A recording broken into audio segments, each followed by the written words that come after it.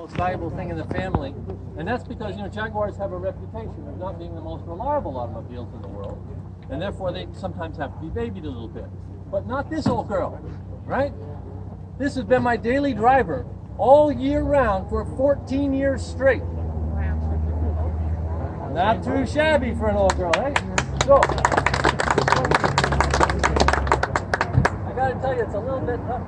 I just bought this on eBay because the real wood that they have on the trim on the side of these does not extend to the steering wheels. If you look really close, there's some weird thing they do on these steering wheels with some black spray paint and other stuff to simulate wood, I think. Anyway, after a while, this wears out. And if you look closely at my steering wheel, you'll see that I do a lot of one-finger steering, and this is worn right here, and it's a little faded here. So I got to replace the steering wheel. And I have another object about the same size, which come off of a railroad train.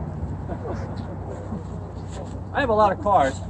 This is the only one I have that's got a brake disc that I can barely lift. Yikes. These things are huge, and they really stop this car well. It's a lot of car to stop. Kind of an impressive piece. But my fun artifact is this. I've tried to keep the car original. It has nothing done to it that wasn't there. You don't need to add much to a 400 horsepower sedan. It doesn't weigh much because this is the first all-aluminum Jaguar. Jaguar from the very beginning was famous for its innovation. And even in these years, this is a bonded assembly of aluminum. There's no steel in it. I came to one of those traffic lights with the little magnetic thing in the road. I sat there for like 20 minutes before I figured out it was never going to switch because aluminum doesn't trip those things. This XJR color is not British racing green, it's Jaguar racing green. You can see the difference in the sunlight. This one has gold and silver metal flake in it. It's when Jaguar was active in Formula One. This was their racing color, and they could get it in cars for just 2 years. And because of that, very special thing. So this is an original hub center for this car.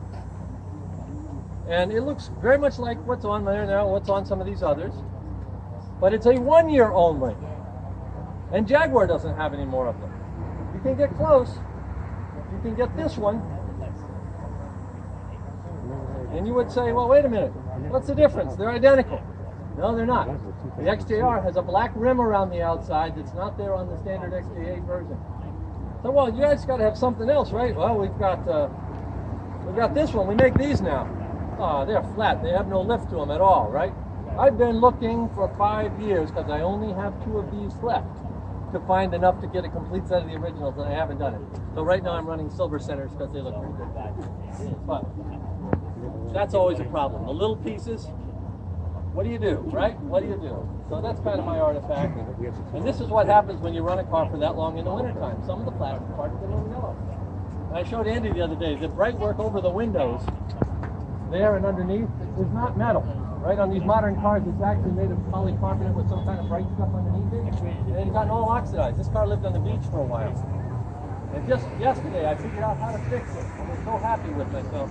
The stuff they sell for clearing your headlight lenses works just fine on that. So I give it the sanding treatment and the rebuff, and now it looks as bright as it's on the side. I'm very happy. So, again, 14 years of reliable service, and I brought it in on the trailer today because of the wheel bearing failed last week.